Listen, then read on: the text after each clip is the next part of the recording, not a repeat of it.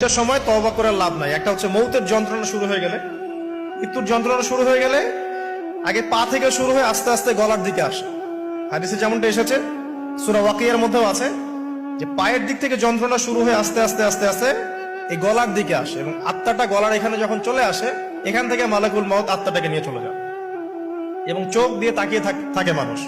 রুহটা চলে গেলে মানুষ চোখ দিয়ে তাকিয়ে থাকে।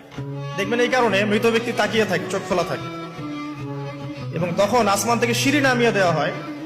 ওই সিঁড়িতে করে আত্মা চলে যাচ্ছে, ও তাকিয়ে দেখে যে আত্মা চলে যাচ্ছে। এবং মানুষ মারা যাওয়ার পরে চোখ জীবিত থাকে অনেকক্ষণ। মেডিকেল সায়েন্স যারা পড়েছে তাদেরকে জিজ্ঞাসা করবে, মানুষ ডেড হয়ে গেলেও চোখ দেখবেন আরো কয়েক ঘন্টা, হয়তো আরো নির্দিষ্ট একটা সময় পর্যন্ত চোখটা কিন্তু জীবিত থাকে।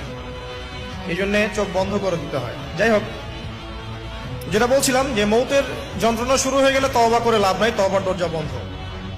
আর পশ্চিম দিক থেকে সূর্য উঠে গেলে তওবা করে লাভ নাই, তওবার দরজা বন্ধ।